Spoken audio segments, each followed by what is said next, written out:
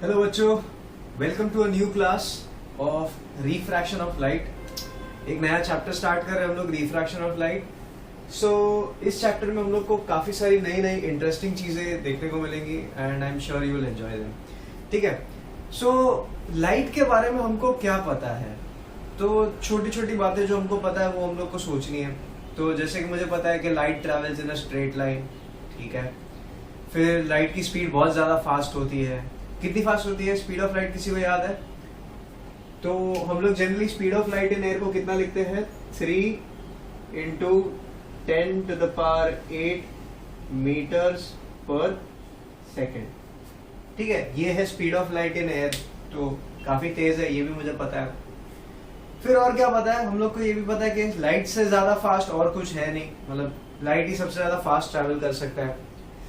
तो ये सारी चीजें मुझे लाइट के बारे में पता है। लाइट के बहुत सारे अलग अलग कलर्स भी होते हैं, रेड कलर की लाइट, व्हाइट कलर की लाइट, येलो कलर की लाइट, ये वो सब। ठीक है। सो ये सब बेसिक चीजें हम लोग को पता है। तो जो सबसे पहली चीज मैंने बोली कि light travels in a straight line, ये सबको पता है कि भाई लाइट हमेशा सीधा आता है, ऐसा ऐसा ऐसा नहीं जाता। ठीक। तो क्या कोई मुझे बता सकता है कि अगर कभी ऐसा हो सकता है कि लाइट स्ट्रेट ट्रैवल ना करे? तो यस, ऐसा हो सकता है। ठीक है। उस केस को हम लोग रिफ्रैक्शन ऑफ लाइट कहते हैं। तो ये रिफ्रैक्शन ऑफ लाइट क्या है मैं लिख देता हूं। जैसे कि यहाँ पे लिखा है रिफ्रैक्शन।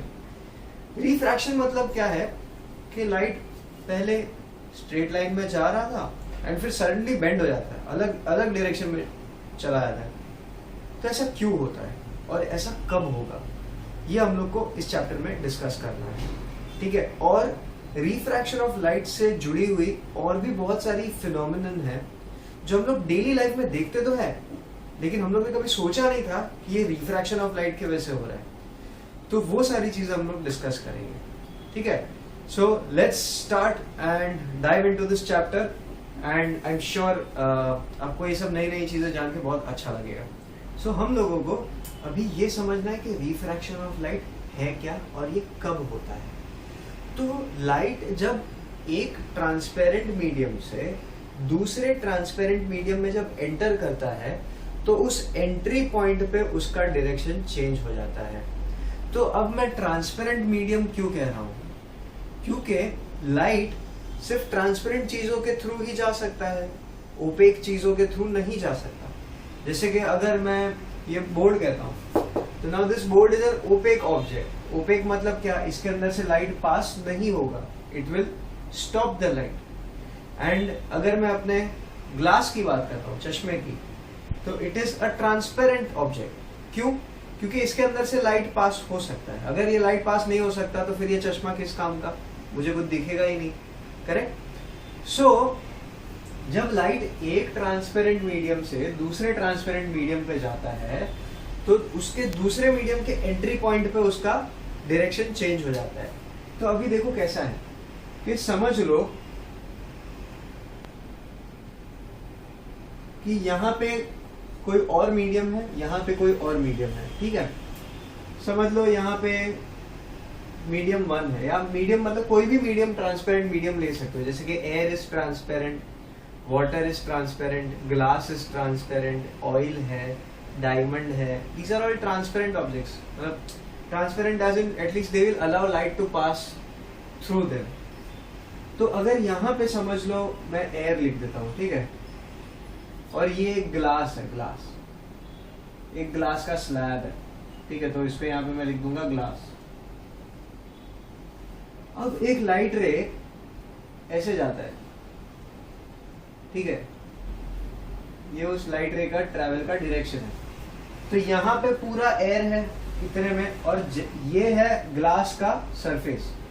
तो इसका एंट्री पॉइंट दूसरा मीडियम, अभी glass is a different medium, right, air is a different medium. तो एयर से ये ग्लास में जब एंटर हो रहा है तो उसका एंट्री पॉइंट कहाँ पे है? इस ग्लास स्लैब के सरफेस पे। तो मैंने क्या कहा था कि लाइट रे जो है इसके एंट्री पॉइंट पे ही बेंड हो जाएगा। ठीक है। तो ये कुछ ऐसे चले जाएगा। अभी देखो, अगर ये लाइट रे सीधा सीधा जाता था, मतलब अगर ये ग्लास स्लैब होता ही नहीं, ठीक है, तो ये वाला लाइट रे दरअसल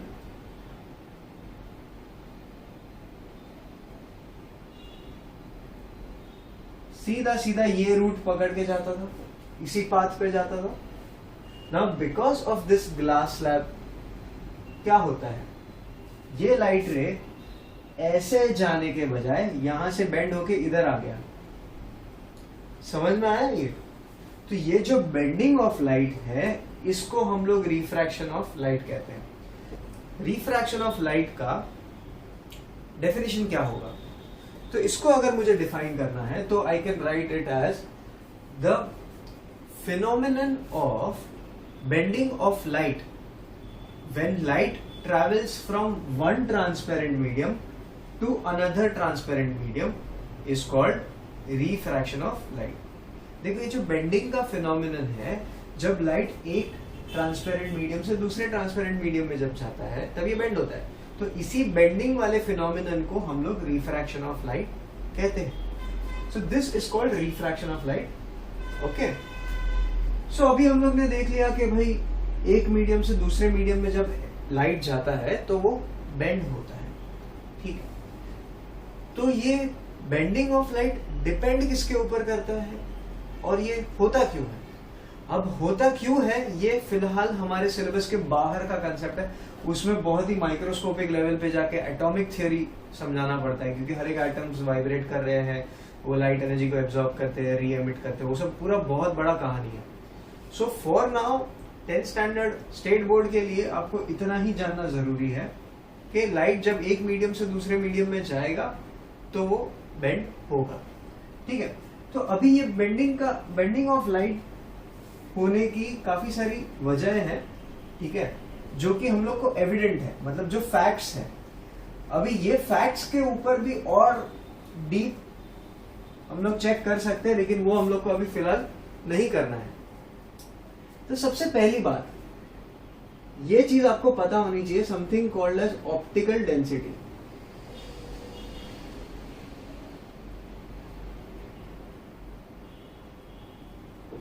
ऑप्टिकल डेंसिटी मतलब क्या, जैसे हम लोग फिजिकल डेंसिटी मेजर करते हैं ना, it is something like that. ज्यादा compact object is more dense. अगर जो ऑब्जेक्ट कॉम्पैक्ट नहीं है ज्यादा तो उसको हम लोग बोलते हैं कि इतना ज्यादा डेंस नहीं है। जैसे कि फॉर एग्जांपल कॉटन की अगर मैं बात करूं तो कॉटन कितना हल्का फुल्का है। बॉक्स के अंदर मैं कॉटन को भर देता हूं तो वो कॉटन के मास, जितना टोटल मास उसमें जाता है, डिवाइड बाय उस बॉक्स का वॉल्यूम करूंगा तो मुझे उसका डेंसिटी मिलेगा। एंड अभी उसी बॉक्स के अंदर if I were to fill up sand, ठीक है, या मिट्टी, तो मिट्टी इज मोर डेंस कंपैरेटिवली, क्योंकि उसमें ज्यादा मास आ जाएगा इन द सेम गिवन वॉल्यूम। तो बेसिकली क्या है, जिसका मास ज्यादा आता है इन अ गिवन वॉल्यूम उसको हम लोग ज्यादा डेंस बोलते हैं। तो ठीक है, तो कॉटन लेस डेंस है, हम लोग ने देखा कि दूसरा कोई मेटल होगा उसके कंपैरिजन में, या सैंड होगा, दैट इज मोर डेंस, ठीक है, फाइन। अब ऑप्टिकल डेंसिटी क्या है? ऑप्टिकल डेंसिटी हम लोग उस केस में कंसिडर करते हैं जब when we are dealing with light, ठीक है। तो लाइट के साथ डील कर रहे हैं उसका मतलब क्या है कि लाइट अगर एक ट्रांसपेरेंट मीडियम में जाता है तो उस ट्रांसपेरेंट मीडियम का ऑप्टिकल डेंसिटी क्या है, ठीक है। तो अभी जैसे कि एयर है तो एयर का ऑप्टिकल डेंसिटी बहुत कम होता है, ठीक है। और फिर उसके बाद मैं ग्लास की बात करता हूं तो ग्लास का ऑप्टिकल डेंसिटी बहुत ज्यादा है एज कंपेयर टू एयर, ठीक है, 1.5 गुना ज्यादा है। Then if I compare the optical density of air and optical density of water, तो ऑब्वियसली वाटर ज्यादा डेंस है। फिर वैसे करते करते हर एक ऑब्जेक्ट का, हर एक ट्रांसपेरेंट मीडियम का एक particular level of optical density होता है, ठीक है। तो अब लाइट बेंड क्यों होता है? रिफ्रैक्शन की वजह से, मतलब रिफ्रैक्शन को ही बेंडिंग बोलते हैं। तो मैं पूछ रहा हूं कि लाइट रिफ्रैक्ट क्यों होता है? क्योंकि जब एक मीडियम से दूसरे मीडियम में जब वो जाता है तो पहली बात, वो दोनों मीडियम्स का ऑप्टिकल डेंसिटी अलग है, ठीक है। अगर दो मीडियम है, लेट्स से ये मीडियम 1 है, ये मीडियम 2 है, अब लाइट यहां से ऐसे जा रहा है, ठीक है, तो ये मीडियम के सरफेस पे इंटरफेस ये इंसिडेंट होगा, लाइट रे ऐसे यहाँ पे इंसिडेंट हुआ है इस मीडियम के सरफेस पे, मीडियम 2 के। अब इसको समझ लो यहाँ से बेंड होना है तो ऐसे बेंड हो गया ये लाइट, ठीक है, कोई बात नहीं। तो ये बेंड क्यों हुआ रहेगा? क्योंकि इसका ऑप्टिकल डेंसिटी अलग है, इसका ऑप्टिकल डेंसिटी अलग है। अब समझ लो ये मीडियम 1 और मीडियम 2 को मैं अलग अलग नाम दे देता हूं, ठीक है। समझ लो ये एयर है, ठीक है, और मीडियम 2 को मैं वैक्यूम बोलता हूं। तो अभी वैक्यूम भी ट्रांसपेरेंट है, वैक्यूम से लाइट आता ना सनलाइट अर्थ पे, तो अगर ओपेक होता तो नहीं आता, तो मैं कंसिडर करता हूं कि वैक्यूम इज ट्रांसपेरेंट, ठीक है। एयर भी अपना ट्रांसपेरेंट है, आराम से लाइट पास होता है उसमें से। अब जब एयर से वैक्यूम लाइट आता है, फॉर एग्जाम्पल अगर ऐसा सिचुएशन है कि जहां पे लाइट इतना बेंड हो जाता है, तो मैं कहूंगा कि एयर का ऑप्टिकल डेंसिटी और वैक्यूम का ऑप्टिकल डेंसिटी अलग अलग है, अलग अलग है, इसीलिए ये लाइट बेंड होता है, ठीक है। समझ लो कि एयर और वैक्यूम का ऑप्टिकल डेंसिटी सेम होता था, ठीक है। दिस इज व्हेन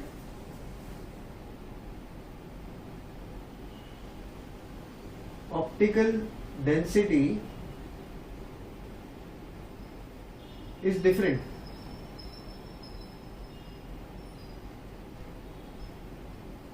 अब समझ लो यहां पे एयर है, यहां पे वैक्यूम है,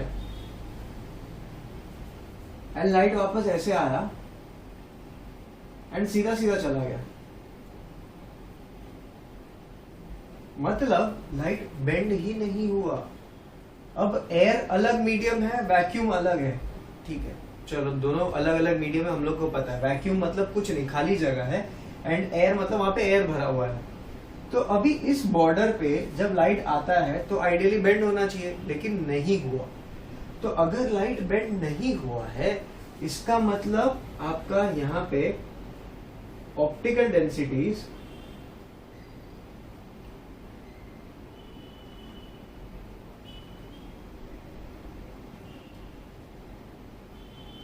ऑप्टिकल डेंसिटी सेम, मतलब एयर का ऑप्टिकल डेंसिटी और वैक्यूम का ऑप्टिकल डेंसिटी सेम है। तो भले ही दो अलग मीडियम है, लेकिन अगर दोनों का ऑप्टिकल डेंसिटी सेम हुआ तो लाइट को बेंड होने का जरूरत नहीं है, तो वो सीधा सीधा ही जाएगा, ठीक है। This is knowledge point of view से आपको बता रहा हूं, आपको इतना पता होना चाहिए, ठीक है। टेक्स्ट बुक में ये कहीं पे भी मेंशन नहीं किया है स्टेट बोर्ड के, so you don't have to worry about this. लेकिन ये सिर्फ कंसेप्ट ध्यान में रखो कि ऑप्टिकल डेंसिटी चेंज होगा तो आपका लाइट डेफिनेटली उसका पाथ चेंज होगा ही होगा, ठीक है। अब मैं आपको एक ग्लास स्लैब वाला एक्सपेरिमेंट दिखाता हूँ, ठीक है।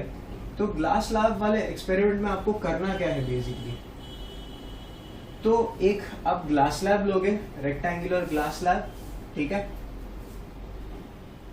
ये रेक्टेंगुलर ग्लास स्लैब कुछ ऐसा दिखेगा आपको,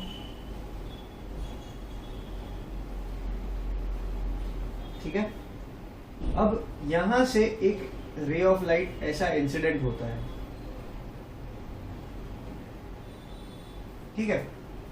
तो आपने पहले करना क्या है, ये ग्लास स्लैब आपको, ये एक्सपेरिमेंट है, आपको स्कूल में सिखाया जाएगा कि एक पेज ऑफ पेपर, एक ब्लैंक पेज लेना है, ठीक है, बड़ा सा ड्राइंग के लिए वो जो चार्ट्स आते हैं ना कुछ एक साइज के, उसके ऊपर ही आपको एक्सपेरिमेंट करने बोलेंगे। तो आपको एक ग्लास स्लैब दिया जाएगा, उसको पेपर के ऊपर रखना है। पेपर के ऊपर रखने के बाद उसका बॉर्डर को ट्रेस कर लो पेपर के ऊपर, ठीक है। फिर आपको बोलेंगे एक लाइन ड्रॉ कर लो उस ग्लास स्लैब के बॉक्स जो आपने बनाया, ग्लास स्लैब निकाल दिया, अभी बॉक्स है, उसके ऊपर आपको एक लाइन लगाने बोलेंगे, ठीक है। फिर आपको क्या करने बोलेंगे कि ये लाइन के ऊपर कोई भी दो पॉइंट को मार्क कर दो, ठीक है। और ये दो पॉइंट को मार्क करने के बाद यहाँ पे दो पिन घुसाने बोलेंगे, एक यहाँ पे इंसर्ट करो, एक और यहाँ पे इंसर्ट करो। नीचे एक वुडन बोर्ड होगा, तो आप उस पेज के अंदर आप ऐसे इंसर्ट कर पाओगे, वो हिलेगा नहीं और पेज भी आपका सिक्योर्ड रहेगा। फिर आपको बोलेंगे ग्लास स्लैब को वापस इस बॉक्स के अंदर रख दो प्रॉपरली, और आपको यहां से देखने बोलेंगे।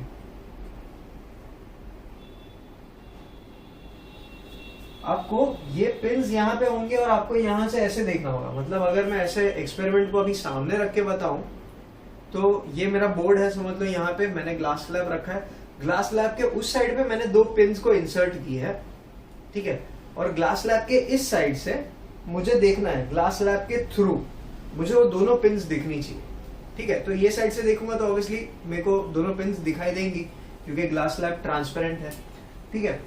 लेकिन टीचर आपको ये बोलेगी कि आपको एक ऐसे एंगल से देखना है जहां पे ये दोनों पिन सेपरेट नहीं दिखनी चाहिए।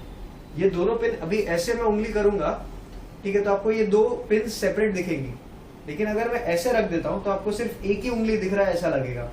समझ में आया? तो मतलब ये जो दो पिन आपने ऐसे यहां पे इंसर्ट किए ना, तो यहां पे देखने के वक्त आपको ये दोनों पिन ऐसे दिखाई नहीं देनी चाहिए, दोनों एक के पीछे एक दिखनी चाहिए। मतलब आपको एक ही पिन दिखाई देनी चाहिए, दूसरी उसके पीछे छिप जानी चाहिए। तो जहां पे आपको ऐसा होता हुआ दिख रहा है ना, उस लाइन में ऐसे मतलब देखते वक्त आपको उसी डायरेक्शन में जहां पे आपको पिन दिख रहा है ना, आपको दो और पिन्स दिए होंगे, वो दो पिन्स को एक के पीछे एक रखना है। तो मतलब अभी क्या हो गया कि आपने एक ही लाइन में 4 पिन्स लगा दी है और आपको दिखाई एक ही दे रही है, लेकिन आपने दो और इंसर्ट की, दो और आपने ऐसे घुसाई है कि वो दो भी एक ही लाइन में दिख रही है। मतलब एक ही पिन दिखेगा, उसके आगे एक और पिन लगाया है वो भी मुझे नहीं दिख रहा है, और ग्लास स्लैब के उस साइड भी एक और दो और पिन्स है। अब ये जब दो पिन आप इंसर्ट करोगे ना, वो कुछ ऐसी जगह पे इंसर्ट करोगे, ऐसा कुछ, ठीक है। तो आपको बोलेंगे कि ठीक है अभी आप यहां से उठ जाओ और जहां पे आपने पिन इंसर्ट किया उसको सर्कल कर दो। तो ठीक है, आपने सर्कल कर दिया। अब आपको कहेंगे कि ये दो लाइंस को कनेक्ट, ये दो पॉइंट्स जो आपने बनाए हैं वो पिन्स को भी निकाल दो। अभी सारे पिन्स निकाल देने हैं, ठीक है। अब ये सारे पिन्स को जब निकालने के बाद अब ये दोनों पॉइंट्स को ज्वाइन करते हुए एक लाइन बनाओ up to the surface of the glass slab. तो ये देखो, ये कुछ ऐसी बनेगी, ठीक है। फिर आपको कहा जाएगा कि ये पॉइंट और ये पॉइंट को आपको कनेक्ट करना है। तो ठीक है, हम लोग कर लेते हैं भाई। एक स्ट्रेट लाइन बनानी होगी,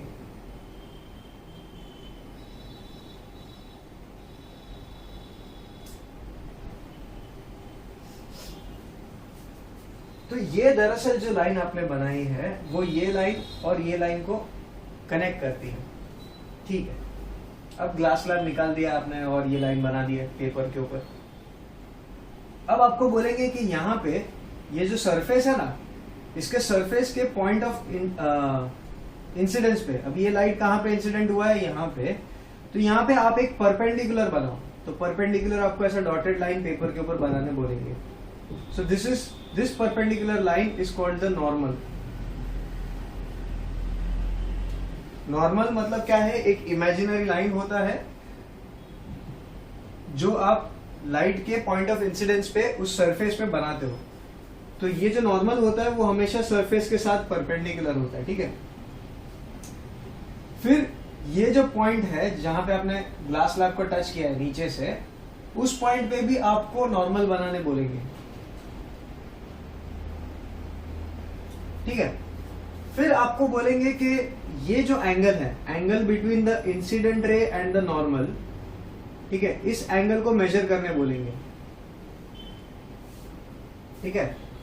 फिर आपको बोलेंगे कि नॉर्मल और ये जो एंगल है, नॉर्मल और जो ये वाला एंगल लाइन, ये दोनों के बीच में जो एंगल है उसको मेजर करने बोलेंगे। और जब आप मेजर करोगे तो ये एंगल और ये एंगल, ठीक है, ये एंगल और ये एंगल दोनों सेम आएंगे अप्रोक्सीमेटली, 1-2 डिग्री आगे पीछे हो सकता है, चलेगा। तो ये एक्सपेरिमेंट करने का मजा क्या आया और इससे हम लोग को सीखने क्या मिला? तो ये देखो, ये दरअसल उस लाइट का पाथ है, ठीक है। तो ये एक्सपेरिमेंट हम लोग को बताता है कि लाइट रिफ्रैक्ट होता है ग्लास स्लैब के अंदर से, और यहाँ पे जो एंगल है और यहाँ पे जो एंगल बन रहा है वो दोनों सेम है। अब ये दोनों एंगल्स का नाम क्या है वो अभी मैं फिलहाल नहीं बता रहा हूँ, लेकिन ये ऐसा एक एक्सपेरिमेंट है। तो देखो लाइट ट्रैवल कैसे करता है। लाइट यहाँ से आया, ये पॉइंट पे इंसिडेंट हुआ, ठीक है, फिर ग्लास स्लैब के अंदर गया। तो ग्लास स्लैब के जब ये अंदर जाता है तो ऐसा बेंड हो जाता है। अगर ये यहाँ पे ग्लास स्लैब नहीं होता तो ये लाइट रे सीधा सीधा ऐसे जाता हुआ दिखता था,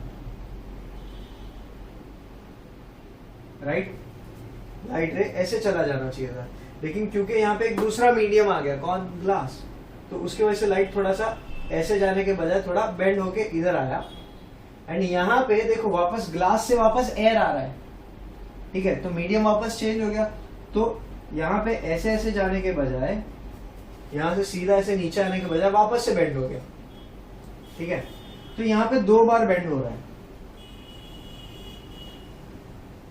लाइट। तो इस ग्लास लैब वाले एक्सपेरिमेंट को समझने के लिए पहले हम लोग थोड़ी चीजें और समझ लेते हैं, जैसे कि ये एंगल को कहते क्या है। तो this angle is called angle of incidence.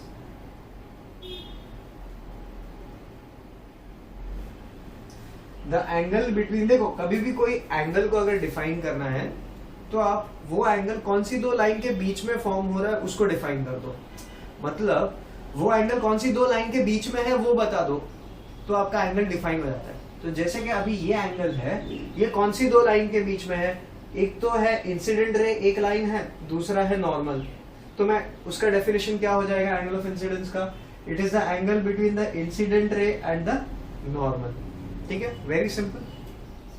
फिर ये वाला एंगल जो है, ये देखो ये लाइट रे ये ग्लास स्लैब के अंदर आया और यहाँ पे ग्लास स्लैब से बाहर निकल रहा है, एमर्ज हो रहा है बाहर, तो इसीलिए इस एंगल को मैं बोलूंगा एंगल ऑफ एमर्जेंस।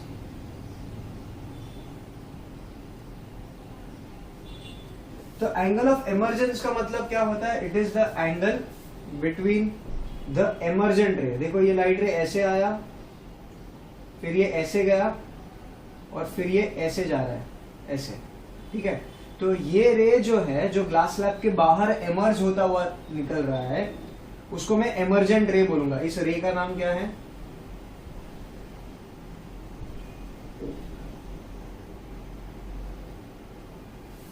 इस रे को मैं बोलूंगा एमर्जेंट रे। तो एंगल ऑफ एमर्जेंस क्या होगा, it is the angle between the emergent रे एंड द नॉर्मल। देखो ये लाइन और ये लाइन के बीच का एंगल है ना, तो इसको मैं क्या बोलूंगा, ये तो नॉर्मल है, ये मेरा एमर्जेंट रे है, तो angle of emergence is called the angle between the normal and the emergent रे, ठीक है, इसको ऐसे डिफाइन करेंगे।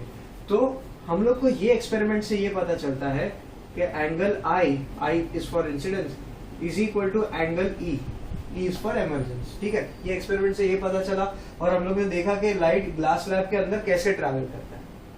अब मुझे एक बात बताओ कि ग्लास स्लैब ज्यादा डेंस है या एयर ज्यादा डेंस है। ऑब्वियसली ग्लास स्लैब ज्यादा डेंस है, ठीक है, एयर तो ऐसे हाथ फैला सकते हो, ग्लास स्लैब के अंदर हाथ फैला सकते हो नहीं, घुसेगा भी नहीं। So basically glass slab is more dense. तो जब मैं यहाँ पे बोल सकता हूँ कि air is a less denser medium, तो इसको मैं लेस डेंस लिख सकता हूं और इसको मैं ऐसा भी लिख सकता हूं रेयरर एंड डेंसर। ज्यादा घचाघच भरा हुआ है तो उसको मैं डेंसर बोलूंगा, और अगर गर्दी कम है, डेंसिटी कम है, तो उसको मैं रेयरर बोल सकता हूं, ठीक है। तो एयर जो है इज अ रेयरर मीडियम और ग्लास जो है वो क्या है, डेंसर है as compare to the air, ठीक है। तो एयर और ग्लास दो अलग अलग मीडियम है, एक लेस डेंस है, एक मोर डेंस है, डेंसर है, एक को रेयरर बोलूंगा, दूसरे को मैं डेंसर बोलूंगा।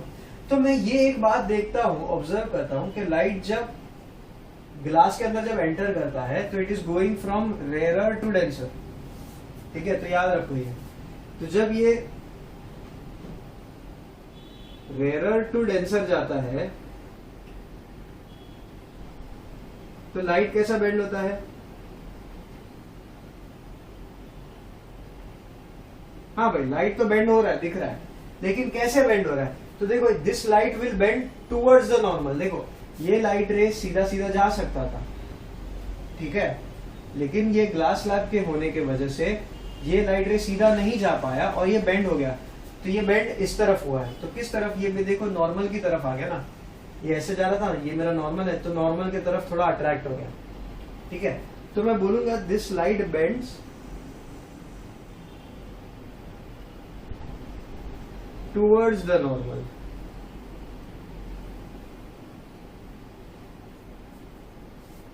ठीक है, जब ये रेयरर मीडियम से डेंसर मीडियम में जाता है तो लाइट बेंड करता है टुवर्ड्स द नॉर्मल। देखो यहाँ पे वैसे बेंड हो गया।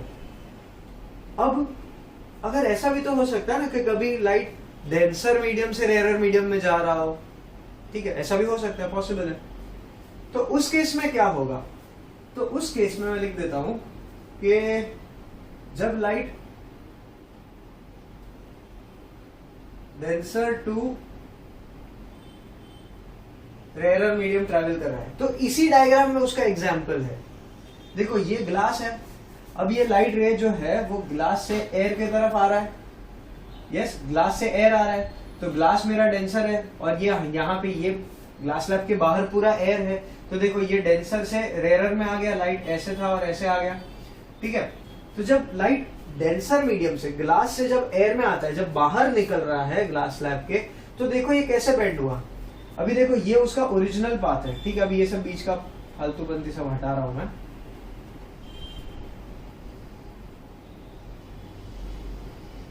ठीक है, ये जो लाइट का रे है यहाँ पे ग्लास के सरफेस पे इंसिडेंट हुआ, यहां से ये सीधा सीधा जा सकता था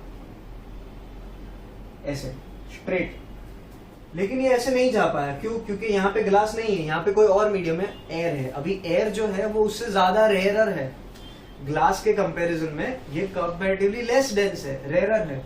तो जब मैं बोलता हूं कि जब एयर ग्लास जो लाइट है जब ग्लास में था तब वो डेंसर मीडियम में था, अब जब वो बाहर आ गया तो वो रेयरर मीडियम में। तो आई एम सेइंग कि glass is the light is travelling from a denser medium to a rarer medium.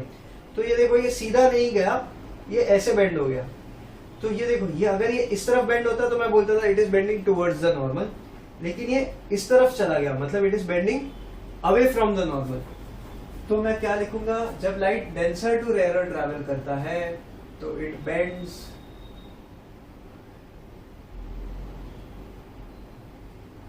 Away from normal.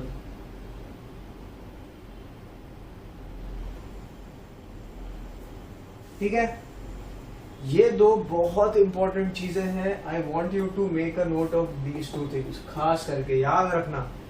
Denser से रेयरर जाएगा तो away from the normal, rarer to denser जाएगा तो towards the normal light bend होगा। ठीक है, तो यहां तक तो चलो हम लोग ने समझ लिया कि भाई रेयरर मीडियम क्या होता है, डेंसर मीडियम क्या होता है, फिर लाइट बेंड कैसे होता है, ये एक्सपेरिमेंट का पर्पस भी समझ लिया। ठीक है, तो ये सब तो चलो देख लिया, समझ लिया। अब अगर लाइट हमेशा रिफ्रैक्ट होता है तो it must be following a law of refraction. देखो लाइट अगर रिफ्लेक्ट हो रहा है तो reflection of law of reflection follow करना चाहिए, और अगर रिफ्रैक्ट हो रहा है तो लॉ ऑफ रिफ्रैक्शन फॉलो करना चाहिए। मेरा कहने का मतलब ये है कि लाइट ऐसे ही अपना मन मर्जी कुछ नहीं करता, ठीक है, पप्पा का राज नहीं चलता। तो नेचर है, नेचर के कुछ लॉज है। तो जैसे कि लाइट रिफ्रैक्ट हो रहा है तो it must be also having certain laws. तो ये लॉ क्या है? ठीक है, तो ये लॉ को समझते हैं। तो इसको इतना नोट कर लो, ठीक है। Angle of incidence, angle of emergence भी लिख देना, ठीक है। इसमें एक और एंगल है, एंगल ऑफ रिफ्रैक्शन, वो मैं अभी नहीं बता रहा हूं आपको, ठीक है। उसको मैं अभी लॉ ऑफ रिफ्रैक्शन के बाद एक्सप्लेन करने के बाद समझा दूंगा, मतलब उसी के टाइम पे।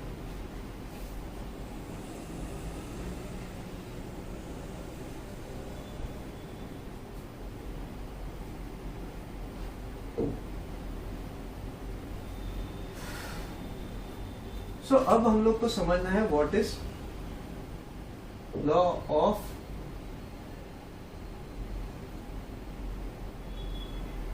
रिफ्रैक्शन। ठीक है, तो लॉ ऑफ रिफ्रैक्शन क्या कहता है कि समझ लो ये एक सरफेस है, यहाँ पे रेयरर मीडियम है एंड ये सरफेस के नीचे का पार्ट इज डेंसर। ठीक है, एक को रेयर एक को डेंस तो होना ही पड़ेगा। अब लाइट रे यहाँ पे इंसिडेंट होता है, ठीक है। तो सबसे पहले जैसे ही लाइट एक सरफेस के ऊपर इंसिडेंट हुआ तो I have to draw a normal. कहां पे? इधर नहीं, गांव का कोने पे नहीं, जहां पे इंसिडेंट हुआ है वहीं पे नॉर्मल बनाना है। तो हमेशा याद रखना इन दिस चैप्टर, जैसे ही आप लाइट रे को कहीं पे भी इंसिडेंट करो, सबसे पहले वहां पे एक अच्छा सा नॉर्मल बना दो। ठीक है, ये मैंने नॉर्मल बना दिया। अब मैंने क्या लिखा, देखो लाइट कैसे ट्रैवल कर रहा है, light is travelling from a denser medium, sorry rare medium to denser. तो हम लोग ने क्या लिखा था कि रेयर टू डेंसर जाएगा। अगर समझ लो यहाँ पे मीडियम नहीं होता था, ये पूरा एक ही मीडियम होता था, तो लाइट स्ट्रेट ट्रैवल करता था ऐसे। ठीक है, लेकिन यहाँ पे दूसरा मीडियम है जो कि पहले वाले मीडियम से थोड़ा ज्यादा डेंस है, तो ये क्या करेगा, इट हैज टू बेंड। अब ये कैसे बेंड होगा, देखो it is travelling from rare to denser, rare to denser जा रहा है ना, तो इट विल बेंड अवे के towards, it will bend towards the normal. ठीक है, सो ये लाइट रे जो है ऐसे बेंड होके ऐसे चला जाता है। ठीक है, तो अभी मैं ये रेस का नाम लिख देता हूं, इसको मैं बोलूंगा इंसिडेंट रे, इसको मैं बोलूंगा original path of incident ray.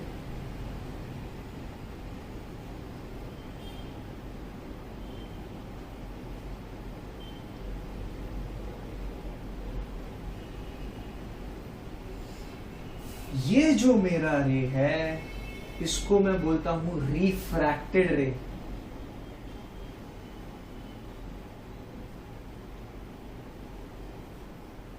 देखो ये लाइट बेंड हो गया ना, तो बेंड हुए लाइट को, जो ये अलग डायरेक्शन में जो लाइट गया है ना, उस लाइट रे को मैं रिफ्रैक्टेड रे बोलता हूं। ठीक है, तो इससे मेरा लॉ ऑफ रिफ्रैक्शन का सबसे पहला पॉइंट मुझे पता चल जाता है। मेरा पहला पॉइंट ये है लॉ ऑफ रिफ्रैक्शन का कि when light is travelling from one medium to another medium it will bend. ठीक है, such that the incident ray, the normal and the refracted ray are all in the same plane। ठीक है, अब same plane का मतलब क्या है, same plane का मतलब ये है, एक मिनट रुको मैं आपको 2-3 पेन के साथ दिखाता हूं तो आपको समझेगा। ठीक है, अब ये ब्लू कलर वाला पेन है, उसका हेड नीचे की तरफ है, तो ये मेरा इंसिडेंट रे, ऐसा इमेजिन कर लो। ठीक है, अब ये ब्लैक कलर का जो पेन है उसको हमारा नॉर्मल इमेजिन कर लो। ठीक है, और जो ये रेड कलर का जो है उसको मैं रिफ्लेक्टेड रे बताता हूं। तो लॉ ऑफ रिफ्लेक्शन जब हम लोग ने लास्ट ईयर देखा था, तो लाइट ऐसे आ रहा है एंड फिर ऐसे रिफ्लेक्ट हो जाता था, राइट।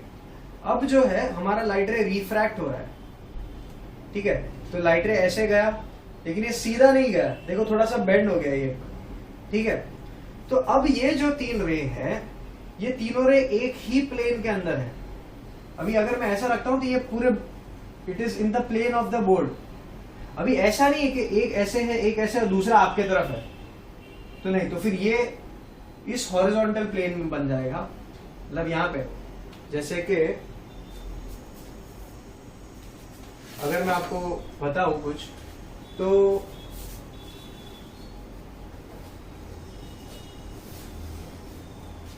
अगर ये लाइट रेड कलर का जो लाइट है, ये आई मीन अपना रिफ्रैक्टेड रे है। ठीक है, ये अगर मैं ये तीनों को बोलूंगा तो ये तीनों एक ही बोर्ड, एक ही प्लेन के अंदर है, दैट इज दिस प्लेन। अगर ये लाइट रे ऐसे आ जाता है बाहर, तो मतलब ये मेरा प्लेन ऐसा हो गया, इसका देखो ऐसे बाहर आ रहा है ऐसे, और ये दोनों जो लाइंस है, ये अपना नॉर्मल है, ये अपना इंसिडेंट रे है, ये दोनों इस बोर्ड को टच कर रहे हैं। ठीक है, ये दोनों इसको टच नहीं कर रहे, इसके सरफेस को, ये वाला इसके सरफेस को टच कर रहा है, मतलब ये तीनों आउट ऑफ प्लेन है। मतलब सिर्फ ये 2 लाइंस इस प्लेन के अंदर है और ये लाल वाला जो पेन है वो बाहर आ रहा है। तो it is like let's say ये एक्स एक्सिस, ये वाई एक्सिस और ये जेड एक्सिस। तो ये जेड एक्सिस के अलॉन्ग नहीं होता, it has to be in the X Y plane. X Y plane का मतलब क्या है, देखो ये बोर्ड है ना, बोर्ड का ये जो वर्टिकल लाइन है ये मेरा वाई एक्सिस है, और ये जो है नीचे वाला line that is my x axis. तो ये प्लेन जो मेरा बनता है एक्स वाई प्लेन बनता है। देखो ये एक्स एक्सिस, ये भी वाई एक्सिस, ये भी वाई एक्सिस, तो एक्स मल्टीप्लाइड बाय वाई करूंगा तो मुझे ये एरिया मिलेगा। तो ये दोनों एक्स वाई प्लेन बोलते हैं इस प्लेन को। अगर मैं एक्स जेड प्लेन की बात करता हूं तो समझ लो ये जेड एक्सिस है और ये एक्स एक्सिस है। ठीक है, तो ये दोनों को मल्टीप्लाई करूंगा तो मुझे ये वाला एरिया फ्लैट जो बाहर की तरफ आ रहा है, जो ऐसे आ रहा है आपकी तरफ, तो मुझे ये एरिया को मैं एक्स जेड प्लेन बोलूंगा। तो इन द सेम प्लेन, यहां पे मैंने क्या बोला था, the incident ray, the normal and the refracted ray, they all lie in the same plane. का मतलब क्या है, अगर ये बोर्ड का प्लेन है तो ये तीनों रे इसी के अंदर आ जाएंगे। अगर मैं एक्स जेड प्लेन की बात कर रहा हूं तो ये तीनों रे इधर इधर और इधर, ये तीनों रे फ्लैट एक ही प्लेन में आ जाएंगे, मतलब एक 2 डिमेंशनल प्लेन। देखो हम लोग मूवीज देखते हैं थिएटर में, 2 टाइप की होती है, एक होती है 2D और एक होती है 3D। 2D पिक्चर आपको पूरा पर्दे के एक्स वाई प्लेन के अंदर दिखेगा, X axis and Y axis, ठीक है, उसको बनाओ तो ये पूरा एक्स वाई प्लेन के अंदर आपके सामने पूरा मूवी दिखेगा, कोई भी ऑब्जेक्ट बाहर नहीं निकल रहा है, उसी के अंदर है। 3D मूवीज में क्या होता है, वो ऑब्जेक्ट बाहर निकल जाता है जेड एक्सिस के अलावा। तो इन द सेम प्लेन मतलब ये पूरा जो इंसिडेंट रे, नॉर्मल और रिफ्रैक्टेड रे का जो प्लेन है, वो दोनों, वो तीनों लाइंस एक ही प्लेन के अंदर होंगे। ये फर्स्ट लॉ कहता है। और ये भी कहता है कि the incident ray and the refracted ray lie on opposite sides of the normal.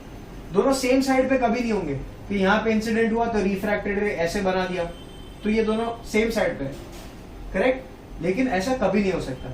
Normal के एक साइड पे इंसिडेंट रे, दूसरे साइड पे रिफ्रैक्टेड रे, ऐसा होगा, एक साइड इधर और दूसरा साइड इधर, ठीक है। तो इंसिडेंट रे एक साइड पे, नॉर्मल उसके दूसरे साइड पे होगा, आई मीन रिफ्रैक्टेड रे नॉर्मल की दूसरे साइड पे होगा। It will always be like this, कभी भी ये चीज चेंज नहीं हो सकती, ठीक है। तो इसमें कोई लोग पूछते हैं कि सर अगर दोनों सेम साइड पे हुए तो अगर दोनों सेम साइड पे हुए तो वो रिफ्रैक्शन हुआ ही नहीं, वो रिफ्लेक्शन हो जाएगा, तो that is a different case, और वो भी सरफेस के सेम साइड पे हो जाएगा, ठीक है, वो ऊपर चला जाएगा। ऐसे अंदर के साइड पे भी आएगा और सेम साइड पे भी होगा, ऐसा नहीं हो सकता। ये देखो, ये रेयर मीडियम है, रिफ्लेक्ट होना होगा तो ये ऐसे चला जाएगा, ठीक है, कभी भी दूसरे मीडियम के अंदर आके ऐसा लाइट रे बेंड नहीं होता है, ठीक है, दैट इज नॉट पॉसिबल।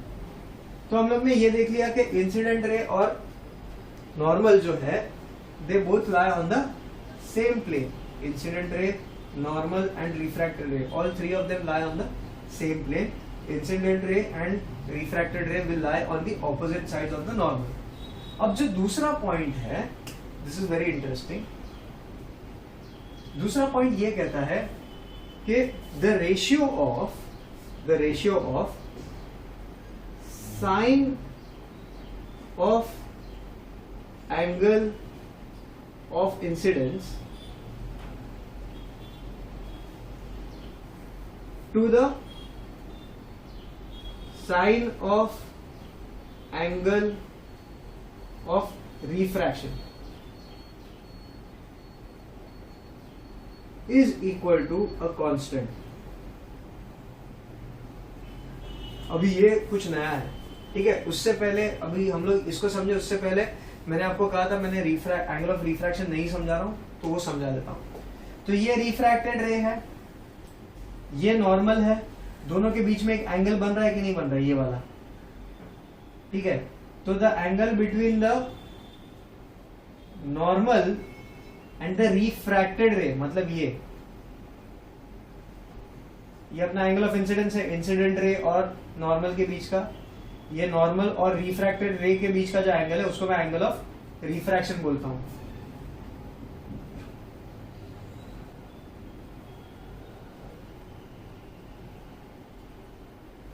ठीक है। तो second point law of refraction का क्या कहता है कि sine of angle of incidence to the sine of angle of refraction, ये दोनों का रेशियो अगर मैं लेता हूं तो ये एक कांस्टेंट होता है। सो नाउ ये साइन वाला पार्ट समझ में अगर नहीं आया है तो let me discuss something about trigonometry. तो ट्रिग्नोमेट्री में हम लोग ट्रिग्नोमेट्री कब कंसीडर कर सकते हो, जब वो ट्रायंगल एक राइट एंगल ट्रायंगल हो। तो मतलब 3 एंगल में से एक एंगल 90 होना चाहिए। तो इस ट्रायंगल के अंदर मैं दूसरे सब ट्रिग्नोमेट्री के लॉज, फंक्शन सब अप्लाई कर सकता हूं। ठीक है, तो समझ लो ये एक छोटू सा एंगल है। ठीक है, इस एंगल को मैं आई बोल देता हूं। ठीक है, तो अभी जैसे कि अगर मैं एक आपको बॉक्स दे देता हूं, जैसे कि ये रहा एक बॉक्स है, तो आप ये बॉक्स का क्या ढूंढ सकते हो? तो आप बॉक्स का एक साइड का मतलब जो हाइट है वो ढूंढ सकते हो, जो उसका विड्थ है वो ढूंढ सकते हो, जिसका लेंथ है वो ढूंढ सकते हो, ठीक है। हाइट विड्थ लेंथ कैलकुलेट कर सकते हो, हर एक एरिया सरफेस का एरिया ढूंढ सकते हो, टोटल सरफेस एरिया ढूंढ सकते हो, फिर ये बॉक्स का वॉल्यूम भी ढूंढ सकते हो, ठीक है। ऐसे बहुत सारे अलग अलग फंक्शंस आप कर सकते हो। तो एरिया एक फंक्शन हुआ, वॉल्यूम एक फंक्शन हुआ, लेंथ ब्रेथ हाइट एक अलग अलग फंक्शन हुए। तो वैसे ही एक बॉक्स के आपने बहुत सारे अलग अलग फंक्शन आपने ढूंढ के निकाले, ठीक है, कोई बात नहीं। अब अगर मैं एक एंगल लेता हूं तो एंगल से रिलेटेड भी मैं काफी सारे फंक्शंस ढूंढ सकता हूं। जैसे कि एक बॉक्स देने पे आपने सरफेस एरिया निकाला, टोटल सरफेस एरिया निकाला, वॉल्यूम निकाला, ठीक है, लेंथ ब्रेथ हाइट निकाला, तो ये अलग अलग फंक्शन जैसे आपने निकाले, तो वैसे ही एक राइट एंगल ट्राइंगल के कोई भी एक एंगल का मैं कोई भी फंक्शन निकाल सकता हूं। तो there are a certain number of functions, उसमें से एक फंक्शन है साइन फंक्शन, ठीक है। साइन फंक्शन मतलब क्या है? साइन फंक्शन में आपको करना क्या होता है, आपको एक रेशियो लेना होता है। रेशियो किसका लेना होता है? ये जो एंगल का, अगर किसी ने बोला कि भाई ये एंगल का साइन फंक्शन मुझे ढूंढ के बता, ठीक है, साइन फंक्शन, तो मैं क्या करूंगा? साइन फंक्शन मतलब वो एक रेशियो ढूंढने बोल रहा है। कौन सा ratio? The ratio of the opposite side का length divided by the hypotenuse का लेंथ, ठीक है। तो अगर किसी ने मेरे को बोल दिया कि ये जो एंगल आई है ना, उसका साइन फंक्शन निकाल के बता मुझे कितना है, तो मैं क्या करूंगा? मैं मेजर करूंगा, समझ लो ये ट्राइंगल का नाम दे देता हूं ए बी सी, ठीक है। तो ऑपोजिट साइड क्या है मेरा? ए बी हो जाएगा, ठीक है। मैं यहाँ पे लिख देता हूँ it is equal to A B upon hypotenuse क्या है मेरा? ए सी। तो मतलब ए बी का लेंथ समझ लो 10 सेंटीमीटर है, ठीक है, और हाइपोटेन्यूज का समझ लो 20 है। तो आंसर क्या हो जाएगा मेरा? 10 upon 20 which is equal to 0.5। तो मुझे ये पता चल गया कि ये एंगल का, एंगल आई का अगर मैं साइन फंक्शन निकालूंगा तो उसका वैल्यू होगा 0.5, ठीक है। तो इस एंगल के साइन फंक्शन को हम लोग लिखते कैसे हैं? इसको हम लोग SIN लिखते हैं, इसका शॉर्ट फॉर्म लिखते हैं SIN। और साइन फंक्शन किसका? कौन सा एंगल का? एंगल आई का, तो उसको मैं साइन एंगल आई लिख देता हूँ, साइन आई। इसको ऐसे लिखते हैं, साइन आई का मतलब एंगल आई का साइन फंक्शन निकालना है, ठीक है। तो sine I is equal to मुझे क्या मिला? A B upon A C. तो ए बी मेरा कितना है? 10 है, ए सी मेरा कितना है? 20 है, दोनों का रेशियो निकाला, कितना आया? 0.5। तो दैट इज माई साइन आई, ठीक है। तो ये सब चीजें तभी पॉसिबल होती है जब आपके पास एक राइट एंगल ट्रायंगल हो। समझ में आया ये?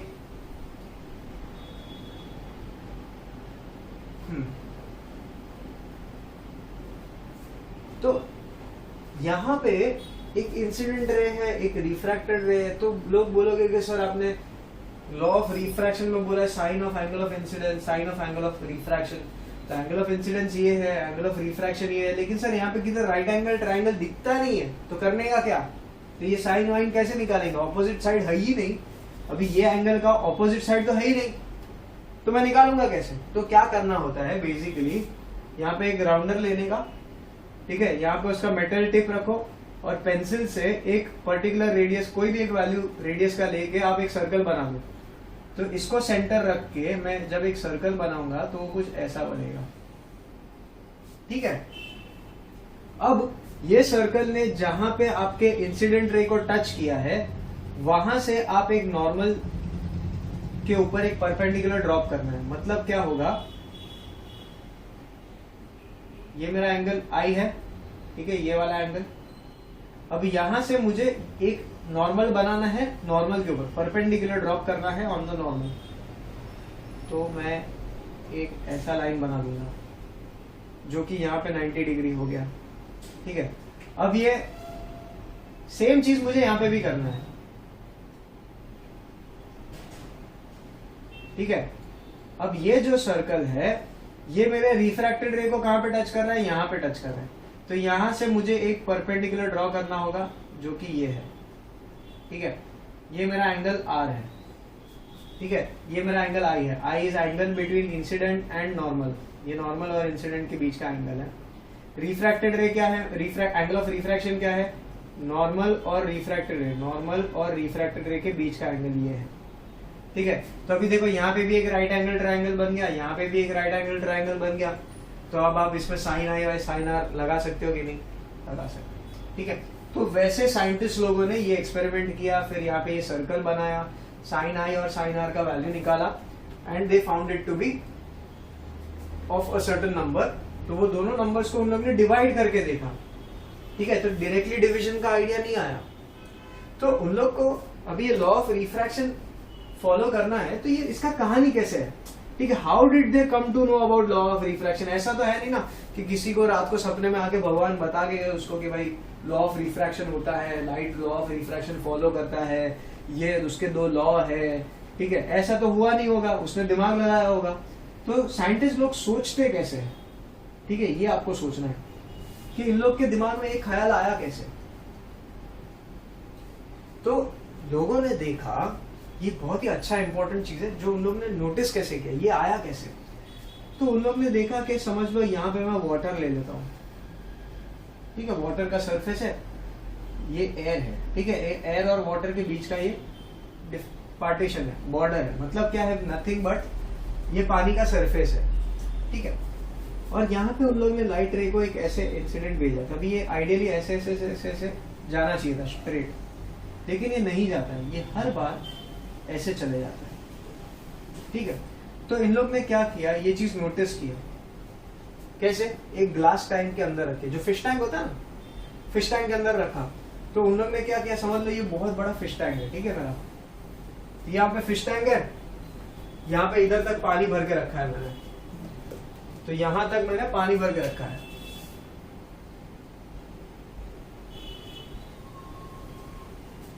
ठीक है। Now this is the level of water. मैंने एक लेजर लाइट डाल के रखी है, तो लेजर लाइट है ना, लाइट इस तरह से एमिट कर रहा है इन दिस डायरेक्शन, ये पूरा लाइट रे मुझे लेजर का दिख रहा है, मतलब मुझे वो लाइट का बीम क्लियरली दिख रहा है, ऐसा फिश टैंक के बाहर से देख रहा हूं मैं। तो मैं क्या करूंगा, मैं एक मार्कर पेन लूंगा, ठीक है, और मार्कर पेन लेके मैं क्या करूंगा, मैं ये जो लाइट रे है इसका स्ट्रेट पाथ, तो मतलब क्या है, ये ग्लास स्लैब है, मैं एक स्केल लूंगा, ठीक है, यहाँ पे फिश टैंक का सरफेस है, बाहर स्केल रखूंगा और इसी के ऊपर रख के एक स्ट्रेट डॉटेड लाइन यहाँ पे बना दूंगा,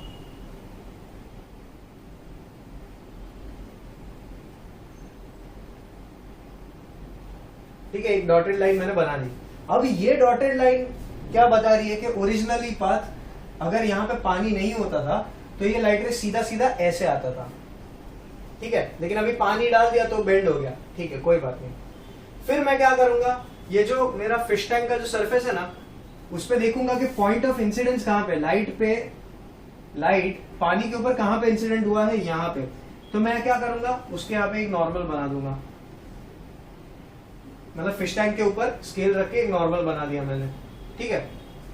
फिर क्या करूंगा, मैं angle of refraction R measure करूंगा और angle of incidence I measure कर लूंगा, ठीक है ना, दो लाइन मिल गई, ये अपना रिफ्रैक्टेड रे है, ये इंसिडेंट रे है। The angle between incident ray and normal is called angle of incidence, the angle between the refracted रे and the normal is called the angle of refraction. मैंने दोनों एंगल्स मैच कर लिए, ठीक है। तो साइंटिस्ट लोगों ने भी मेजर भी कर लिया ऐसे ही, बाहर फिश टैंक के ऊपर स्केल से, प्रोट्रैक्टर से ये एंगल मेजर किया, ये एंगल मेजर किया, ठीक है, सब कुछ करके रख दिया। फिर उन्होंने क्या किया, एक साइंटिस्ट ने अपने घर पे एक्सपेरिमेंट किया, उसने बोला अरे देख मैंने ये किया, तू भी कर। तो दूसरा साइंटिस्ट भी, अभी उन लोग को तो साइंस में बहुत इंटरेस्ट रहता है, तो वो क्या करते हैं, हाँ मैं भी करता हूँ अपने घर पे। वो भी बेचारा मम्मी के पास से पैसा मांग के पूरा खर्चा करके घर पे फिश टैंक लेके आता है, मच्छी तो लाता ही नहीं। मम्मी बोलती है अरे फिश टैंक लाया, पानी लाया, मच्छी तो डाल, बोले नहीं मच्छी नहीं चाहिए। उसने क्या किया, फिर लेजर लाइट भी लेके आया खर्चा करके, मम्मी बोलती बहुत खर्चा कर रही है। तो वैसे जितने भी साइंटिस्ट वाले लोगों का सब दोस्त लोग थे ना, अभी कोई इंडिया में है, कोई ऑस्ट्रेलिया में, उसको फोन करके वीडियो कॉल करके बता रहे, देख मैं ऐसा एक्सपेरिमेंट कर रहा हूँ, तू भी कर, कुछ नया पता चलेगा अपने को। तो वैसे बहुत सारे लोगों ने वो एक्सपेरिमेंट किया अलग अलग जगह पे, इमेजिन कर लो। तो सभी लोगों को एक चीज पता चलती गई, क्या पता है कि उन लोग ने ना सबसे पहले एक चार्ट बनाया, यहाँ पे एंगल ऑफ इंसिडेंस लिखा और यहाँ पे एंगल ऑफ रिफ्रैक्शन लिखा और देखते गए। तो कभी उन लोग ने क्या है स्टार्ट किया एंगल ऑफ इंसिडेंस, पहले 1 डिग्री, 1 डिग्री मतलब यहाँ पे ऐसे डाला होगा, ये एंगल कितना हो गया 1 डिग्री, ठीक है। फिर थोड़ा उसने और एंगल बढ़ाया तो थोड़ा और ऐसे किया, ये कितना हो गया 2 डिग्री। फिर और एंगल बढ़ाया इतना, ये कितना हो गया 5 डिग्री हो गया। समझ में आया? तो हर एक अलग अलग एंगल ऑफ इंसिडेंस पे अलग अलग, ऐसे समझ लो 5 डिग्रीज पे लिया, फिर 10 डिग्रीज पे लिया, फिर 15 डिग्रीज पे लिया, फिर 20 डिग्रीज पे लिया, फिर 25 डिग्रीज पे लिया, ऐसे रैंडमली। तो उन्होंने देखा कि जब भी वो एंगल ऑफ इंसिडेंस चेंज करते हैं ना तो एंगल ऑफ रिफ्रैक्शन भी थोड़ा चेंज हो रहा है। तो वो लोग देखेंगे कि जब मैं एंगल ऑफ इंसिडेंस 5 डिग्री पे, जब मैं 5 डिग्री पे रख के लाइट को इंसिडेंट करवा रहा हूं तो मेरा एंगल ऑफ रिफ्रैक्शन कितना हो रहा है वो टाइम पे।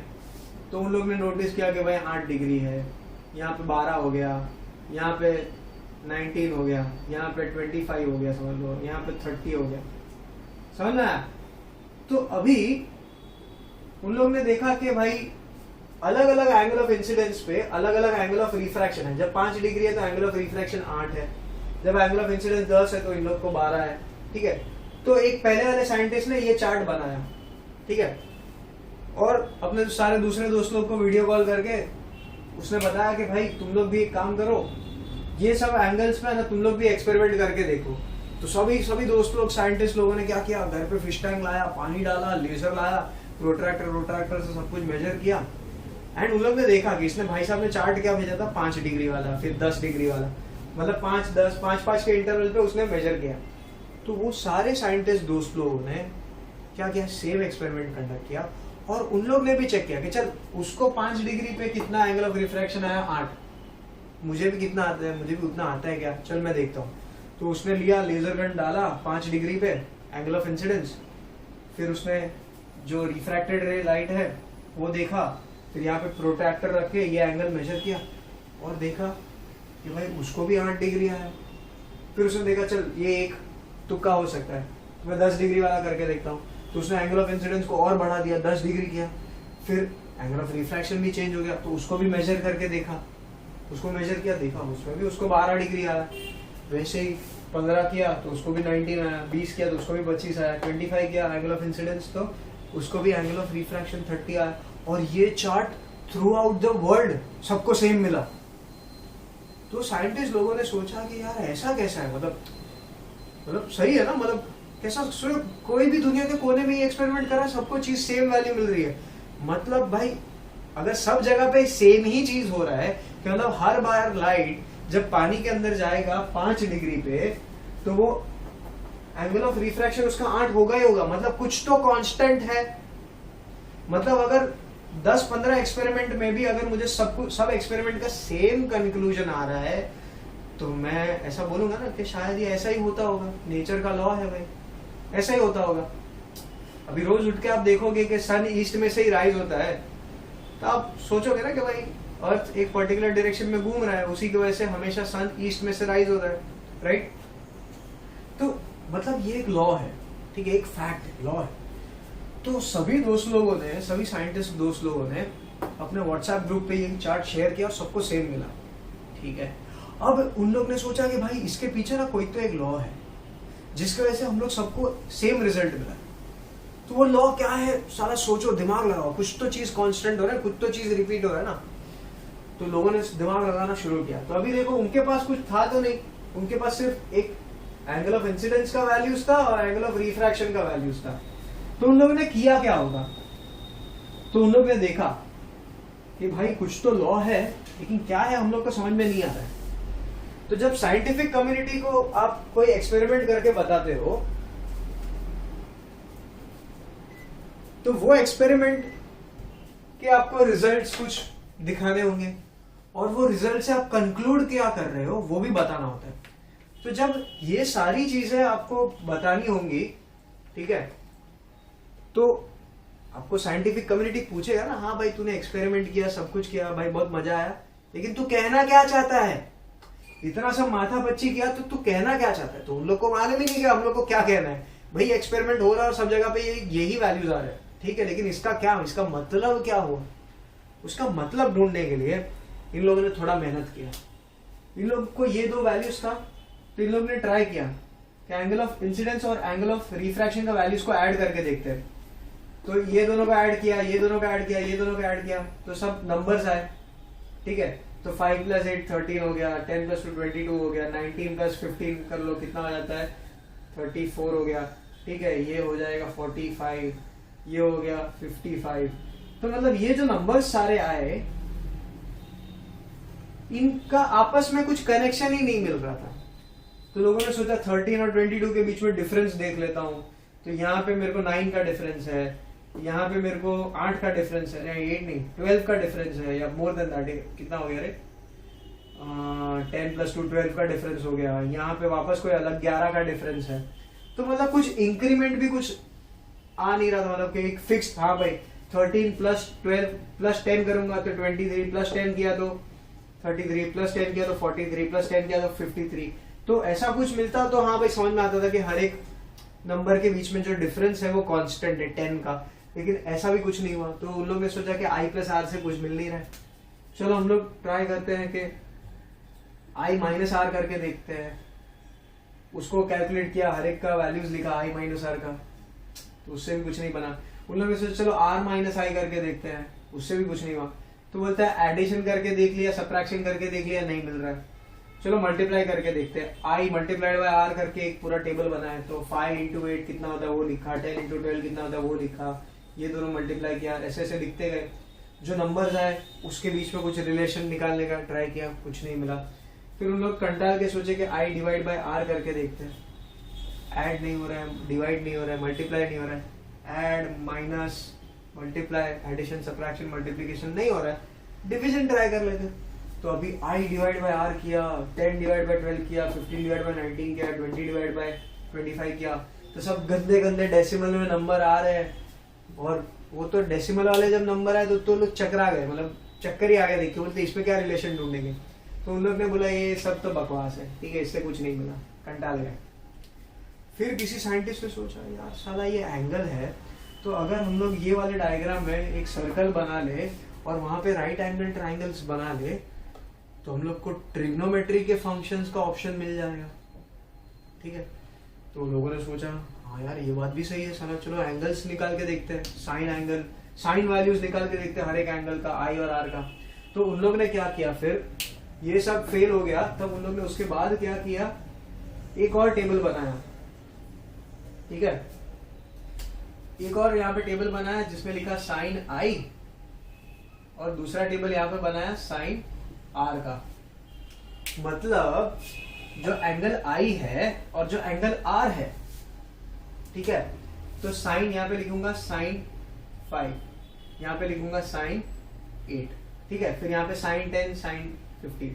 तो साइन 5, साइन 8 सिर्फ नहीं लिखना होता है। जब मैं इस एंगल 5 का मैं साइन वैल्यू निकालूंगा ना, तो एक साइन टेबल होता है आपके पास, ठीक है, लॉग बुक होगा, लॉगरिथम्स करके कुछ होता है, तो उसके लिए आपको लॉग बुक्स जब आते हैं ना, तो लॉग बुक्स के अंदर काफी बार आपको साइन टेबल भी मिलते हैं। तो हर एक angle, sine 1 degree, sine 2 degree, sine 3 degree, तो हर एक एंगल का साइन वैल्यू फिक्स्ड होता है, ठीक है, वो चेंज नहीं होता। तो उन लोग ने वो साइन टेबल निकाला, साइन 5 का वैल्यू देख, नंबर बताया उसने, हाँ भाई बताया उसने कि 0.003 है, और साइन 8 का निकाल, तो उसने बताया कि 0.0052 है, ठीक है। तो ऐसे सब अजीब अजीब नंबर आते गए, ठीक है, उन लोग ने टेबल बना दिया, ठीक है, पूरे सब अलग अलग नंबर आ गए, सब एकदम अजीब से, ऐसे सब डेसिमल में गंदे से नंबर आ रहे हैं। तो उन लोग पागल हो गए, देख के तो उनको भी चक्कर आया, लेकिन भाई कुछ तो करना है, नहीं तो साइंटिफिक कम्युनिटी को क्या बताएंगे कि हम लोग के एक्सपेरिमेंट का मतलब क्या हुआ। तो उन लोग बोले चलो ठीक है, थोड़ा मेहनत पड़ेगा, कर लेते हैं। तो पहले उन लोग ने क्या किया, उन लोग ने देखा कि sine I plus sine R करके देखते हैं, तो ये दोनों नंबर को ऐड किया, फिर ये दोनों नंबर्स जो आए होंगे उसको ऐड किया, यहाँ पे जो नंबर्स आए होंगे उसको ऐड किया, ऐसे करते करते ऐड किया। फिर यहाँ पे जो सारे नंबर्स मिले, ये दोनों को ऐड करने के बाद उनके बीच में रिलेशनशिप ढूंढा। भाई बहुत गंदे गंदे नंबर्स आए थे, ऐसे 4-4 डेसिमल के बाद 4-4 डिजिट वाले। देखा कुछ रिलेशन नहीं मिला। एक ने तो बोला कि भाई मेरे को साइंस नहीं, अपन कॉमर्स लेना है, मेरे को नहीं मांगता मगजमारी, लेकिन बोला कि चल नहीं, सब लोग ने बोला अरे ऐसा मत कर, टेंशन मत ले। तो sine I plus sine R करके देखा, कुछ नहीं हुआ, ठीक है। फिर उन लोगों ने चलो बोला कि सब्ट्रैक्ट करके देख लेते क्या मिलता है। तो सब्ट्रैक्शन में भी दोनों ट्राई किया, sine I minus sine R और sine R minus sine I, उससे भी कुछ नहीं मिला।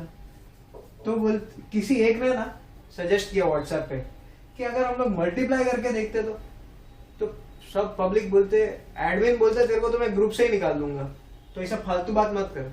क्यों? क्योंकि एक तो ऐसा गंदा गंदा नंबर है 0.0031 मल्टीप्लाइड बाय 0.0052, बोलते हम लोग को लाइफ में कुछ और काम नहीं है क्या? तो उसने बोला कि यार चलो ना, इतना सब फेल हो रहा है, ये ट्राई करके देखते क्या जाता है। तो सब लोग ने बोला हाँ भाई सही बोल रहा है, चलो ठीक है। तो उन लोगों ने मल्टीप्लाई करके देखा साइन आई और साइन आर, तो उसके ये नंबर मल्टीप्लाइड बाय ये नंबर क्या आता है, जो आंसर आया यहाँ पे लिखा। फिर ये नंबर मल्टीप्लाइड बाय ये नंबर क्या आंसर आता है, वो यहाँ पे लिखा। ऐसे करते करते सारे नंबर्स लिख दिए, उनके बीच में रिलेशनशिप देखा, कुछ नहीं मिल रहा है। तो उन लोग बोले यार तू ऐसा फालतू आइडिया दे मत, अगली बार तेरे को कुछ बोलेगा तो ग्रुप से निकाल देंगे। फिर लास्ट ऑप्शन सब लोग ने ही बोला कि चलो ऐड करके देखा, कुछ नहीं हो रहा है, सब्ट्रैक्ट करके देखा, कुछ नहीं हो रहा है, मल्टीप्लाई करके देखा, कुछ नहीं हो रहा है, चलो डिवाइड करके देख लेते हैं। तो उन लोगों ने sine I divide by sine R किया, तो this number divide by this number किया, तो उनको समझ लो आया 0.7, ठीक है कोई बात नहीं। फिर यहां पे जो नंबर है उसको डिवाइड किया यहाँ वाले नंबर से, तो आंसर क्या आया 0.7। फिर इस नंबर को इस नंबर के साथ डिवाइड किया, आंसर क्या आया 0.7। इस नंबर को इस नंबर के साथ डिवाइड किया, आंसर क्या आया 0.7। इस नंबर को इस नंबर के साथ डिवाइड किया, आंसर क्या आया 0.7। जब ये उन लोगों ने देखा तब उनका दिमाग चकरा गया, बोले भाई अलग अलग नंबर को हम लोग ने डिवाइड किया लेकिन फिर भी सबका आंसर सेम ही है 0.7, मतलब एक फिक्स्ड आंसर आता है। तो मतलब क्या हुआ, उन लोग ने बोला कि भाई when I divide sine I and with sine R I get a constant value. भाई ये चेंज ही नहीं होता, आप कुछ भी कर लो। तो बोलते हैं क्या बात कर रहे हैं, बोलते हैं हाँ। तो सभी व्हाट्सएप मेंबर्स ने क्या किया, ये सारा टेबल बनाया, सबका साइन आई का वैल्यू लिखते गए, साइन आर का वैल्यू लिखते गए, सबको डिवाइड करते गए, और सभी को जितने भी 10-15 लोग थे उस व्हाट्सएप ग्रुप में सबको यही नंबर आया।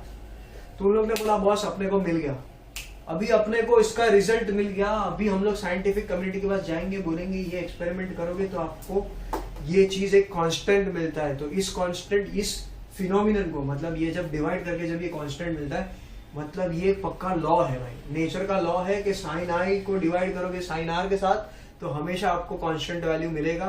ये नेचर ने हम लोग से कहा है, ये हम लोग ने समझा है कि नेचर हम लोग से ये कहना चाह रहे हैं। तो साइंटिफिक कम्युनिटी वालों ने बोल दिया हाँ भाई सही बात है, हम लोग ने भी करके देखा आपका एक्सपेरिमेंट, हम लोग को भी सेम वैल्यू मिला। तब जाके ये चीज एक लॉ बना, एंड इस चीज को हम लोग लॉ ऑफ रिफ्रैक्शन कहते हैं। सेकेंड पॉइंट है।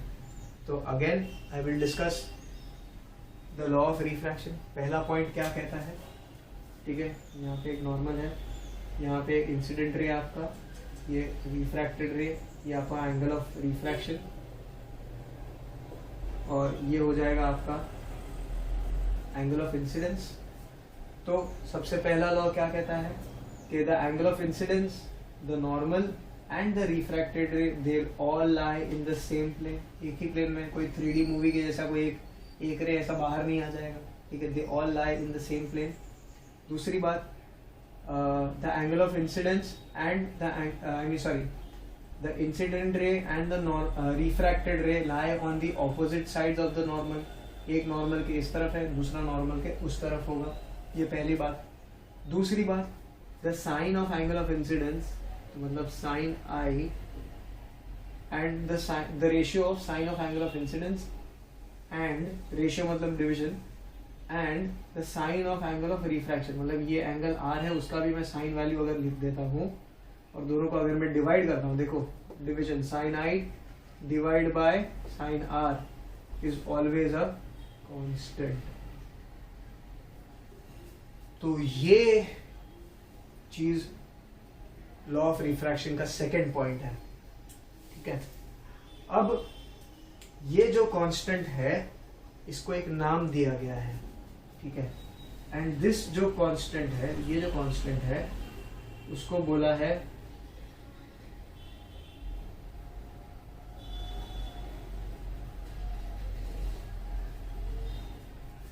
उसका नाम है रिफ्रैक्टिव इंडेक्स। तो sine I divide by sine R जो करता हूं तो मुझे जो नंबर मिलता है, जो कांस्टेंट मिलता है, उस कांस्टेंट को मैं कहता हूं रिफ्रैक्टिव इंडेक्स। ठीक, अब एक छोटी सी बात जो आपको पता होनी चाहिए कि ये जो रिफ्रैक्टिव इंडेक्स जो है एक बेसिकली एक नंबर है, उसका कोई यूनिट नहीं है। क्यों? क्योंकि it is the ratio of similar quantities. ये भी एक साइन फंक्शन है, ये भी एक साइन फंक्शन है, दोनों का कोई यूनिट नहीं होता, तो इसीलिए रिफ्रैक्टिव इंडेक्स का भी कोई यूनिट नहीं होता है। ठीक है, तो अभी ये एक्सपेरिमेंट जो इन लोगों ने किया था उसमें कौन से दो मीडियम थे? देखो, अगर लाइट को रिफ्रैक्ट होना है ना, तो रिफ्रैक्शन के लिए दो मीडियम तो होना चाहिए। अगर एक ही मीडियम होगा तो उसमें लाइट सीधा ही जाने वाला है। अगर आपको लाइट को बेंड करवाना है, मतलब रिफ्रैक्ट करवाना है, तो दूसरा मीडियम देना पड़ेगा ना। तो मतलब रिफ्रैक्शन के लिए एक चीज तो बात पक्की हो गई कि बॉस आपको रिफ्रैक्शन के लिए दो मीडियम चाहिए। दोनों मीडियम का डेंसिटी अलग अलग होना चाहिए। दोनों मीडियम सेम हो गए, सेम डेंसिटी वाले होंगे तो भी लाइट रिफ्रैक्ट नहीं होगा। वो मैंने दिखाया था ना एयर और वैक्यूम वाले केस में, वैसा। अब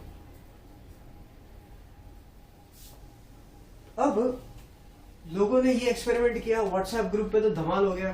ठीक है, फिर लोगों ने सोचा कि यार ये एक्सपेरिमेंट तो हम लोग ने सिर्फ पानी के साथ किया है, अब कोई और ट्रांसपेरेंट मीडियम करके देखते हैं। बोला हाँ ये भी आइडिया सही है। सब लोग ने बोला चलो हम लोग कोकोनट ऑयल लेते हैं, जस्ट एन एग्जांपल, अगर वो ट्रांसपेरेंट है। ठीक है, तो वो क्या किया, एक बाल्टी भर के कोकोनट ऑयल उसने फिश टैंक में डाल दिया और वापस से पूरा एक्सपेरिमेंट किया।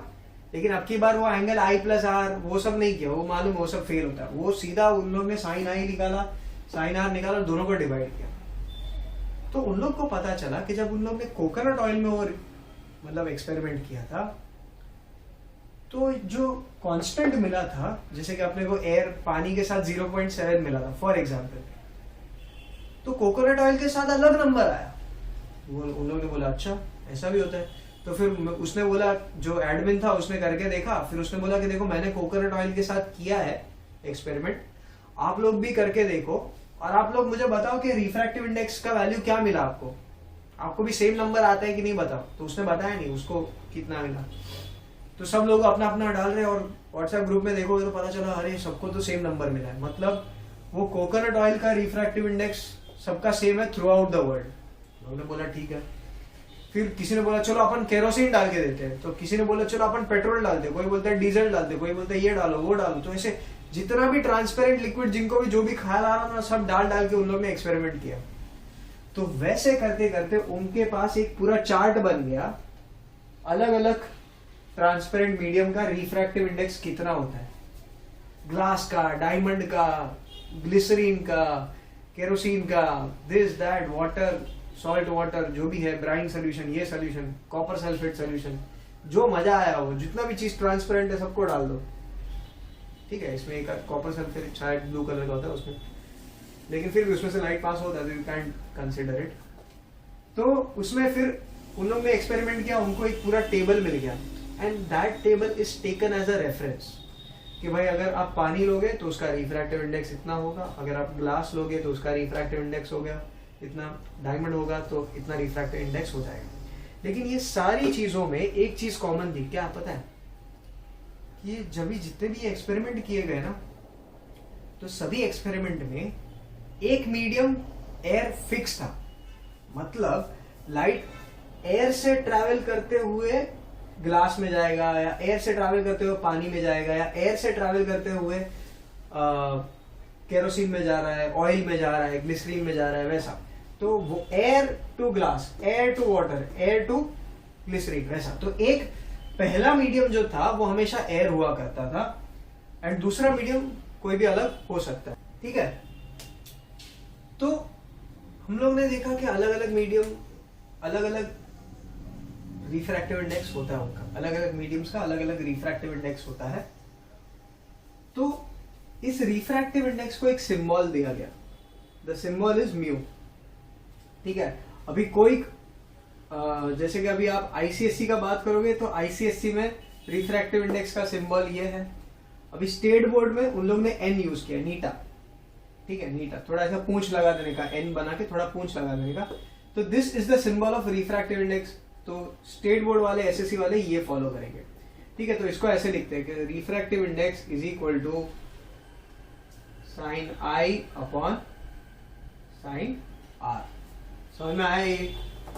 ठीक है, तो ये चीज हम लोग ने देखा। फिर उन लोग ने एक और चीज नोटिस किया कि किसी ने सोचा, वही साइंटिस्ट लोगों के ग्रुप में किसी ने सोचा, यार मुझे पता है कि भाई एयर में स्पीड ऑफ लाइट 3 × 10⁸ मीटर्स पर सेकेंड है। ठीक है, पानी में कितना मुझे नहीं मालूम।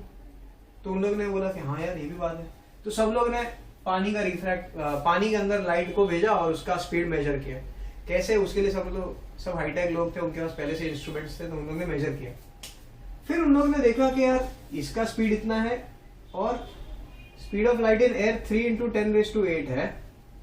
ठीक है, और जब पानी में देखा तो समझ लो 1.5 है × 10⁸।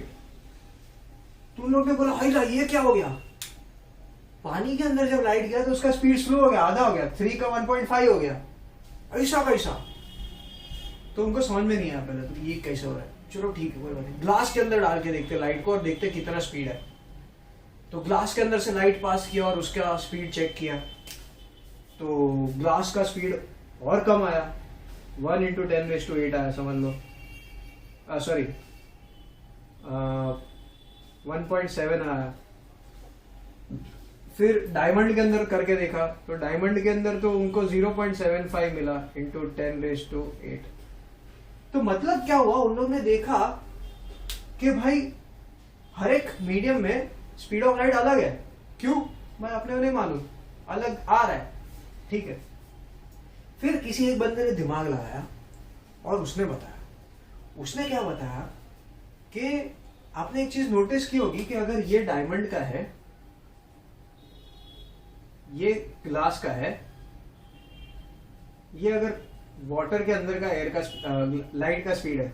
ठीक है, this is the speed of light in water, this is the speed of light in glass and this is the speed of light in diamond. एक चीज पता करने पे हम लोग को, एक चीज नोटिस करोगे तो हम लोग को ये पता चलता है कि वाटर का रिफ्रैक्टिव इंडेक्स बड़ा है। तो वाटर का रिफ्रैक्टिव इंडेक्स मतलब 1.3 है, उससे ज्यादा इसका रिफ्रैक्टिव इंडेक्स है 1.5 है। डायमंड का रिफ्रैक्टिव इंडेक्स 2.4 है। ठीक है, तो उन लोग ने एक बताया कि जैसे जैसे रिफ्रैक्टिव इंडेक्स का वैल्यू बढ़ रहा है ना, वैसे वैसे आपका स्पीड ऑफ लाइट कम होते जा रहा है। देखो, डायमंड में स्पीड ऑफ लाइट सबसे कम है, लेकिन रिफ्रैक्टिव इंडेक्स डायमंड का सबसे ज्यादा है। ग्लास का स्पीड डायमंड से ज्यादा है, लेकिन उसका कंपैरेटिवली रिफ्रैक्टिव इंडेक्स डायमंड से कम है, तो उसका स्पीड कंपैरेटिवली उससे ज्यादा है। तो इससे उसने ये बताया कि अगर ऐसा फैक्ट है तो मैं ये बोल सकता हूं कि जिस भी मीडियम का ऑप्टिकल डेंसिटी ज्यादा है ना, मतलब डायमंड कितना ज्यादा डेंस है as compare to glass. Glass को गिराओगे मुक्का हो जाएगा, डायमंड को गिराओगे वो टूटेगा नहीं जल्दी। It is the hardest naturally available substance on earth, जिसका डेंसिटी बहुत ज्यादा है। ठीक है, तो डायमंड का डेंसिटी ज्यादा है तो उसमें स्पीड सबसे ज्यादा स्लो हो रहा है। मतलब क्या कि लाइट जब जा रहा है एयर में तो पूरा एयर एकदम खाली खाली है, एकदम रेयर मीडियम है। ठीक है, तो मतलब फुल स्पीड में गाड़ी भगा के जा रहा है लाइट अपना। अब जब डायमंड के अंदर घुसता है तो देखता है अरे भाई इतना ज्यादा गर्दी है, इतना ज्यादा ट्रैफिक, इतना ज्यादा डेंसिटी है, तो भाई ट्रैफिक में तो कोई 100 की स्पीड पे गाड़ी नहीं भगा सकता, तो उसको स्लो करना पड़ेगा, 10 की स्पीड पे चलाएगा। तो लाइट भी जब डेंसर मीडियम में, जब ट्रैफिक वाले एरिया में जाता है तो उसका स्पीड स्लो कर देता है। तो यही चीज पता चलता है। देखो, डायमंड का डेंसिटी सबसे ज्यादा है, ठीक है, और उसका रिफ्रैक्टिव इंडेक्स भी ज्यादा है। तो ज्यादा रिफ्रैक्टिव इंडेक्स वाले सब्सटेंस में जा रहा है, मतलब ज्यादा डेंसिटी वाले सब्सटेंस में जा रहा है, मतलब ज्यादा ट्रैफिक वाले एरिया में जा रहा है, तो उसका स्पीड देखो 3 से सीधा 0.75 × 10⁸ कर दिया उसने। जब अगर वो पहले समझ लो लाइट डायमंड के अंदर है, तो डायमंड के अंदर 0.75 है, मतलब क्या वो 10 की स्पीड पे चल रहा है समझ लो। और अचानक से डायमंड से बाहर निकलता है जब, तो देखता है एयर है, पूरा रास्ता खाली है, हाईवे है, तो बोलते हैं भगाओ वापस 10 की स्पीड से सीधा 100-150 पे भगाएगा वो। तो वापस डायमंड से जब वो एयर में जाएगा तो उसका स्पीड वापस 3 × 10⁸ हो जाएगा, फुल स्पीड। तो उन लोग ने नोटिस किया कि भाई कि स्पीड ऑफ लाइट अलग अलग है, जिस मीडियम का रिफ्रैक्टिव इंडेक्स अलग अलग है। तो उन लोग ने ये कंक्लूजन निकाला कि आपका ऑप्टिकल डेंसिटी की वजह से आपका स्पीड ऑफ लाइट चेंज होता है। अगर आपका ऑप्टिकल डेंसिटी बहुत ज्यादा है, मतलब बहुत गर्दी है, आपका मीडियम बहुत ज्यादा कॉम्पैक्ट है, तो मतलब आपका मीडियम के अंदर स्पीड ऑफ लाइट बहुत कम हो जाएगा। अगर आपका मीडियम ऑप्टिकली डेंस ज्यादा नहीं है तो उतना ज्यादा स्पीड कम नहीं होगा। तो लोगों ने ये एक्सपेरिमेंट किया, जितने भी ट्रांसपेरेंट मीडियम थे सबके अंदर स्पीड ऑफ लाइट मेजर किया, तो उनको पता चला कि हर एक मीडियम में स्पीड ऑफ लाइट अलग अलग है, लेकिन सबसे ज्यादा maximum speed of light air में है। एयर या फिर वैक्यूम, दोनों में स्पीड सेम है, समझ लो। तो एयर से ज्यादा फास्ट कोई भी और मीडियम में नहीं है, या वैक्यूम से ज्यादा फास्ट कोई और मीडियम में स्पीड ऑफ लाइट सबसे ज्यादा फास्ट नहीं है। तो मतलब बाकी सारे मीडियम में स्पीड ऑफ लाइट कम ही है। क्यों? क्योंकि एयर से ज्यादा डेंस है ना बाकी कोई भी मीडियम। सबसे लाइटेस्ट मीडियम क्या है? एयर, ठीक है, रेयरेस्ट मीडियम, या फिर वैक्यूम। बाकी उन दोनों को छोड़ के बाकी सब उससे ज्यादा डेंस ही होंगे, मतलब उधर गर्दी ज्यादा ही होगा। तो मतलब स्पीड ऑफ लाइट सबसे, एयर को छोड़ के किधर भी जाएगा तो वो स्लो हो ही जाएगा, गर्दी ही लगेगा उसको तो, ठीक है। तो उन लोग ने ये भी नोटिस किया कि चलो अभी हम लोग ने पानी का ये speed of light in air है, ठीक है, ये speed of light in water है, समझ लो फॉर एग्जाम्पल। तो ये दोनों स्पीड के बीच में कुछ रिलेशन है क्या? क्यों? मतलब पता है कि ये एक्सपेरिमेंट सभी लोगों ने किया ऑल ओवर द वर्ल्ड, पूरा वो साइंटिफिक कम्युनिटी में सब लोगों ने किया। सबको speed of light in water इतना ही आया, सबको speed of light in glass इतना ही आया, सबको speed of light in diamond इतना ही आया। तो थ्रू आउट द वर्ल्ड अगर सबको सेम आ रहा है तो वापस उन लोगों ने सोचा कि शायद ये मतलब कुछ रिलेशन होगा, कुछ लॉ होगा। तो वापस उन लोग ने दोनों speed of light in air यहाँ पे और speed of light in water यहाँ पे, ये समझ लो एयर है, ये वाटर है, ठीक है, यहाँ पे नीचे का पार्ट। तो वाटर का स्पीड ऑफ लाइट और एयर का स्पीड ऑफ लाइट के बीच में कुछ रिलेशन ढूंढने का ट्राई किया। तो वापस से उन लोग ने वही किया, ऐड किया नहीं हुआ, सबट्रैक्ट किया नहीं हुआ, मल्टीप्लाई किया नहीं हुआ। लेकिन जब उन लोग ने डिवाइड किया तो उन लोग को सेम वैल्यू आया। कितना? Refractive index. तो उन लोग ने देखा कि refractive index is equal to speed of light in air upon speed of light in that medium.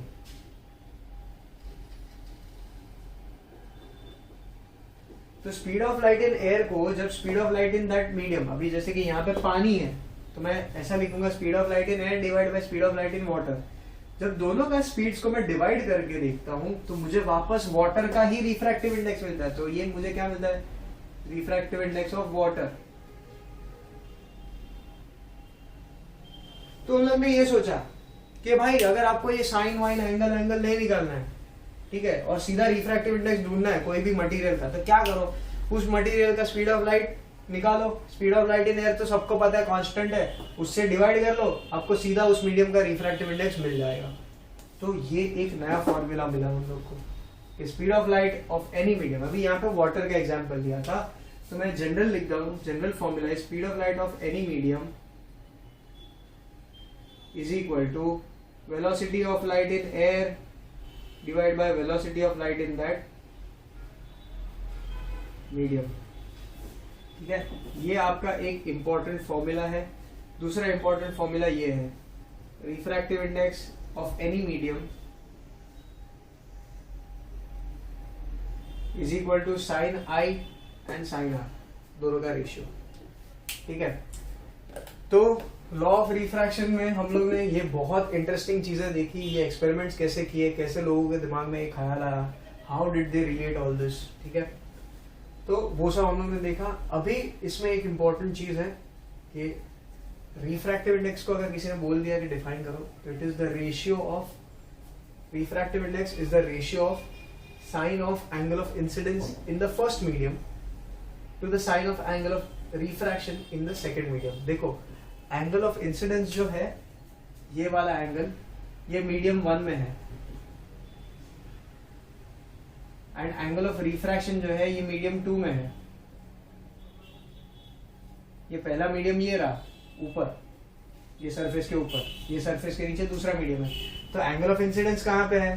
First medium में फॉर्म हो रहा है ना, ये ऊपर वाले मीडियम में फॉर्म हो रहा है आई। एंगल ऑफ रिफ्रैक्शन कहाँ पे फॉर्म हो रहा है? सेकेंड मीडियम में। तो रिफ्रैक्टिव इंडेक्स किसका है? मीडियम का, ये दूसरे वाले मीडियम का, ठीक है। तो refractive index of any medium, मतलब ये वाला 2 का, will be equal to sine of angle of incidence in the first medium to the sine of angle of refraction in the second medium, ठीक है, ऐसा लिख सकते हो। So that would be all. आज के लेक्चर में हम लोग लॉ ऑफ रिफ्रैक्शन तक ही करेंगे। आई होप यहाँ तक सब कुछ समझा। हम लोग ने ज्यादा कुछ कवर नहीं किया है as per the text book, but ये सब का नॉलेज, ये सब का information I wanted to share, क्योंकि ये कुछ नया है। ये साइन, ये सब कहाँ से आया, कैसे आया? लोग सोचेंगे सर साइंटिस्ट लोग के दिमाग में ये ख्याल कैसे आता है? तो this is just an example to show you how scientist actually think, ठीक है। उन लोग कैसे एक्सपेरिमेंट्स करते हैं, कैसे उन लोग के दिमाग में ख्याल आता है, ठीक है। उनको कोई आके चुपचाप बता के नहीं जाता ऐसे रात को नींद में, getting it? So just I hope आपको ये इंटरेस्टिंग लगा हो about how scientist actually came to this conclusion, how did they find out, ठीक है। This is just a small way to explain you things, ताकि एक स्टोरी अगर मैं बताऊंगा तो आपको ये ज़्यादा अच्छे से समझेगा, इसलिए मैंने ये सब बताया, ठीक है। उस जमाने में व्हाट्सएप नहीं था, सो डोंट वरी, ठीक है। सो आज के लेक्चर के लिए इतना ही। Keep studying, study hard, work hard, and thank you.